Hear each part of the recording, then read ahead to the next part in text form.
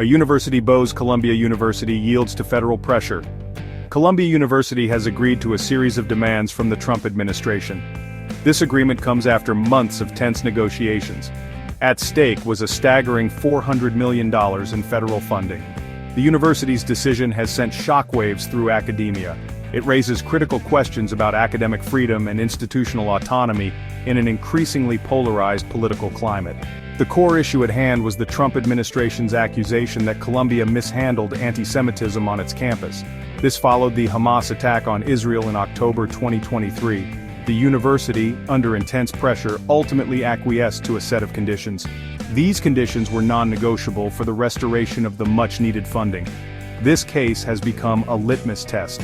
It reveals the precarious position of educational institutions navigating the complex intersection of free speech, safety, and political influence.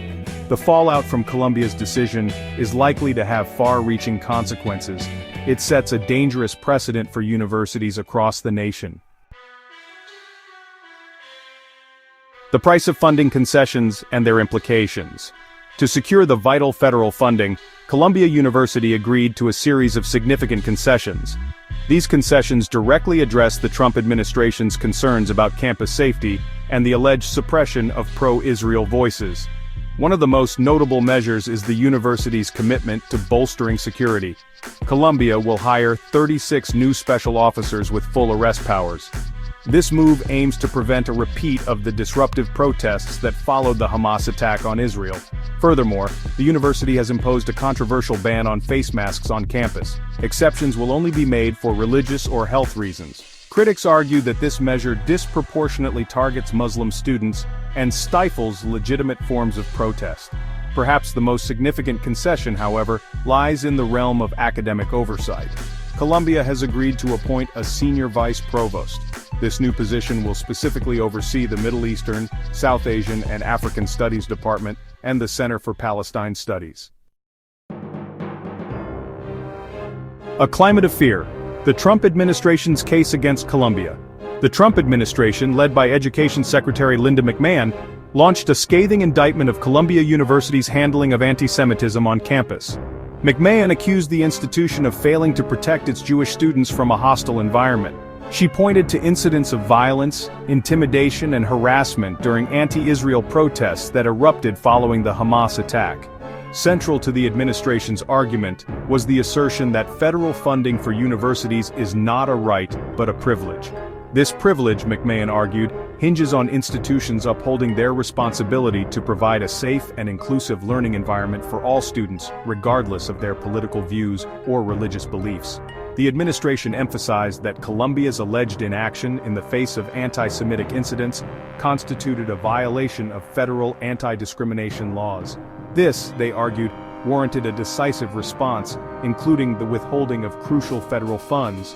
The Trump administration's stance on Columbia University reflects a broader pattern of targeting institutions perceived as havens of liberal bias. This approach has raised concerns about political interference in academic freedom and the potential chilling effect on open discourse within university settings. Walking a tightrope. Columbia's balancing act. Columbia University's response to the Trump administration's demands and accusations has been a delicate balancing act. The university's interim president, Katrina Armstrong, acknowledged the challenges faced by the institution in the wake of the Hamas attack and the subsequent protests. She emphasized Columbia's unwavering commitment to its core values of safety, inclusivity, academic freedom, and free expression.